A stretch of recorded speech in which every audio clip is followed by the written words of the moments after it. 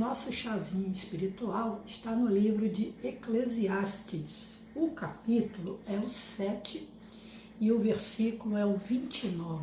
Diz assim: Eis que tão somente achei que Deus fez o homem reto, mas ele se meteu em muitas astúcias. Essa aqui é a Bíblia viva, que diz assim: eu descobri também que, embora Deus tenha criado o homem perfeito, cada um preferiu cuidar da vida a seu modo e todos acabaram se desviando. Então Deus criou o homem para ser bom, para ser justo, para ser reto, semelhante a ele. Não foi esse o propósito? Lá em Gênesis, façamos o homem à nossa imagem, conforme a nossa semelhança. O projeto de Deus é de que nós fôssemos retos, perfeitos nele. A Bíblia fala, amigo, diz assim: vede, isto tão somente achei, que Deus fez ao homem reto, mas ele buscou muitas invenções. Nosso chazinho espiritual de hoje tratará de vida íntima, vida conjugal e tudo que envolve aí esse assunto. Dentro do casamento, é claro que a gente aqui é de Cristo e nós só entendemos a atividade sexual dentro do ambiente conjugal. Alguns conceitos sobre vida íntima, sobre sexualidade, são introduzidos na nossa vida muito cedo. A gente é criança ainda, começa a pôr caraminholas na nossa cabeça e aquilo vai tendo uma forma de verdade. Na minha infância, se tinha uma prática, meninos eles eram levados pelo próprio pai aos locais de prostituição para aprenderem essa arte. Uma outra invenção do ser humano é que um casamento não pode entrar na rotina. E essa rotina está muito relacionada à maneira como aquele marido e aquela esposa se relacionam na intimidade. E aí começa-se a buscar invenções mesmo. Eu não sou aqui, pessoal, até abrindo um parêntese, uma especialista no assunto. Não sou formada, sou formada em outra coisa, né? Mas eu não tenho formação em psicologia, em sexologia, nada dessas áreas.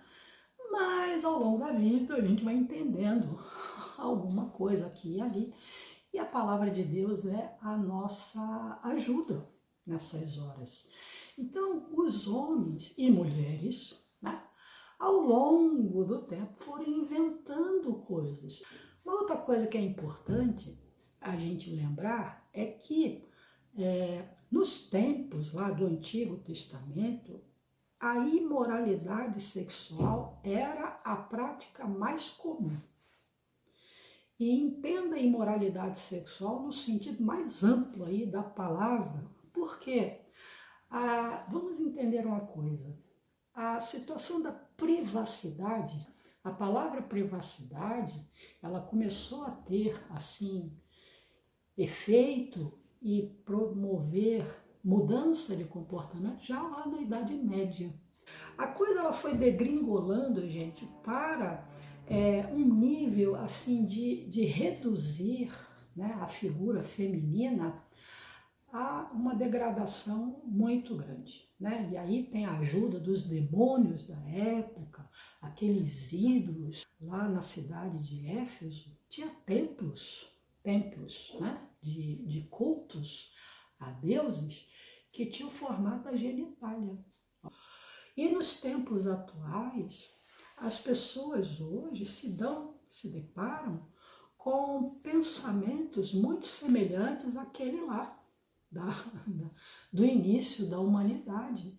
Tem uma expressão, pessoal, que eu não gosto, que é a da mulher empoderada. Entre tantos outros conceitos ligados a essa expressão, a essa liberalidade sexual. Então a mulher, para ser empoderada, ela precisa ser uma mulher livre sexualmente E para eles, o que é ser livre sexualmente? É poder ter relacionamentos sexuais com quantos quiserem e quando quiserem e da forma que quiserem. E isso não é bíblico. Eu assisti um documentário, gente, que eu fiquei assim, chocada. Era um documentário sobre esses bailes de hoje em dia, né? Uns bailes bem esquisitos. E o comportamento sexual da meninada era um negócio horroroso.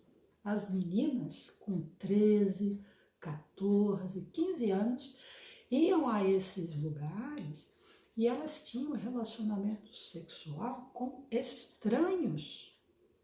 Não sabia nem o nome. Se bobeasse, não sabia nem a fisionomia. E nesse documentário teve uma atendente de um posto de saúde que comentou que ela atendeu uma menina de 13 anos. Ela foi lá porque ela queria fazer teste de DNA, né, para identificar a paternidade e aí entrar com um pedido de pensão alimentar. Não deveria ser assim. 13 anos é muito precoce, mas além de ser assustador o fato dela ser muito novinha e já estar veredando para esse caminho, ela levou 3 amostras. A atendente falando, a menina precisou levar 3 amostras. Acho que era o fio de cabelo, né? Tira lá o fio, né? E leva no laboratório. Então Deus criou o ser humano para ser santo, para ser justo, para ser reto, mas este, no afã lá das suas vaidades e desejos, ele começou a buscar muitas invenções. É o que fala lá em Eclesiastes. E na vida íntima, nós temos sido atacados, né? E até convencidos de que sim, de que tem que ter essas invenções. E a gente está com a orientação de falar claramente sobre este assunto, dando a santidade, dando respeito e dando a palavra de Deus. Amém? Vamos a um outro versículo que nós precisamos entender aí algumas coisas. Ele está no livro de Colossenses, deixa eu abrir aqui. O capítulo é o 2 e o versículo é o 8. Diz assim, cuidado. Então nós temos que ter cuidado. Cuidado, presta atenção, né? Vai com calma. Cuidado, que ninguém vos venha a enredar com sua filosofia e vãs sutilezas. Nós, incluo-me, né, neste grupo aí, nós somos bombardeadas diariamente com essas filosofias e sutilezas. Mas vamos lá. Conforme os rudimentos do mundo e não segundo Cristo. Então, algumas filosofias, algumas mentalidades ligadas a essa área da nossa vida, que é a área sexual, são filosofias e sutilezas que não tem nada a ver com Jesus. Não faça assim, haja assim, faça isso, diga aquilo. A esposa, no leito conjugal, precisa ser como uma prostituta. Mas por que surgiu essa filosofia? Porque lá atrás, de Idade Média para trás, havia um comportamento nos homens que reforçava isso. Então, ele lá com a sua querida e amada esposa era um lorde. O objetivo da intimidade era só procriar. Então, não estava nem preocupado se a esposa tinha desejos a serem atendidos. Não era essa a função da esposa. Ainda vou mais longe. A esposa que suspirasse um pouquinho diferente, naquela época ela era considerada uma esposa que não era de família. Olha como o diabo distorce, né, as questões íntimas. Mas esse maridão lá, ele tinha as suas invenções, né, que para satisfazer os seus desejos mais impuros, mais profanos ou mais, sei lá, distorcidos, ele precisaria buscar então o auxílio dessas mulheres e aí lá então ele realizar as suas fantasias e etc, etc. Isso era um costume mesmo. Então a esposa era tratada como uma dama, mas ele só se realizava, né, na mentalidade lá dos homens daquela época se ele buscasse então o uso das profissionais, né, profissionais da época. E aí as esposas, algumas mais ousadas, mais corajosas, pensavam assim, opa, precisa buscar lá não, porque eu atenderei ao meu marido. Aparentemente, parecia lógico, né? Parecia verdade. E o sofismo, ele é assim, ele joga uma mentira com aparência de verdade. Então as pessoas, não, precisa ir buscar lá não, porque eu sou a esposa, não quero ninguém competindo comigo, né? Meu marido é meu, só meu, e é mesmo, o marido é para ser da esposa e a esposa dele, mas elas começaram a trazer para dentro do casamento aquelas práticas, aquela maneira de agir.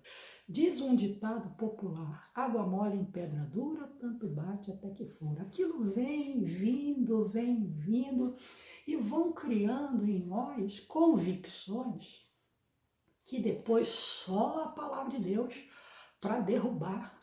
Lá nos anos 60, surgiu um movimento, 60, 70, surgiu um movimento chamado movimento feminista.